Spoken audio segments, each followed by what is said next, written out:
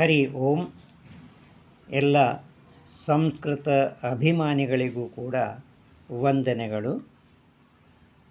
ಇವತ್ತಿನ ಸುಭಾಷಿತದಲ್ಲಿ ನಾವು ಗುರುವಿನಿಂದ ಯಾವ ರೀತಿಯಾಗಿ ವಿದ್ಯೆಯನ್ನು ಪಡೆದುಕೊಳ್ಳಬೇಕು ಹೇಳುವಂಥದ್ದನ್ನು ಸುಭಾಷಿತಕಾರರು ಹೇಳ್ತಾರೆ, ತಿಳ್ಕೊಳ್ಳೋಣ.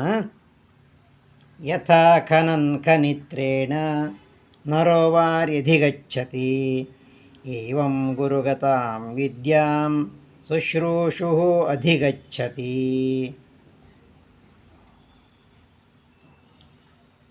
ಯಥಾ ಖನಿತ್ರೇಣ ಖನನ್ ನರಃ ವಾರಿ ಅಧಿಗಚ್ಚತಿ. ಯಥಾ ಹೇಗೆ, ಖನಿತ್ರೇಣ ಖನನ್, ಖನಿತ್ರ ಅಂತಂದರೆ ಗುದ್ದಲಿ, ಗುದ್ದಲಿಯಿಂದ ಖನನ್ ಅಗೆದು ನರಹ ಮನುಷ್ಯನು ವಾರಿ ಅಧಿಗಚ್ಚತಿ ನೀರನ್ನು ಪಡಿತಾನೆ. ಅಂದರೆ ನಾವು ಗುದ್ದಲಿಯಿಂದ ಅಗೆದು ಬಾವಿಯನ್ನು ಮಾಡ್ತೇವೆ ಅಥವಾ ಕೆರೆಯನ್ನು ಮಾಡ್ತೇವೆ, ಅಂದರೆ ಗುಂಡಿಯನ್ನು ಮಾಡಿ ಅದರ ಮುಖಾಂತರವಾಗಿ ನೀರನ್ನು ನಾವು ಪಡಿತೇವೆ. ಅಂದರೆ ನಾವು ಸಫಲತೆಯನ್ನು ಹೊಂದಿದೆವು ನೀರನ್ನು ಪಡೆಯುವಂಥ ವಿಷಯದಲ್ಲಿ ಅಂತಾಯಿತು. ಹಾಗೆಯೇ ಗುರುವಿನಿಂದಲೂ ಕೂಡ ಏವಂ ಗುರುಗತಾಂ ವಿದ್ಯಾಂ, ಏವಂ ಇದೇ ರೀತಿಯಾಗಿ ಗುರುಗತಾಂ ವಿದ್ಯಾಂ ಗುರುವಿನಲ್ಲಿರುವಂತಹ ವಿದ್ಯೆಯನ್ನು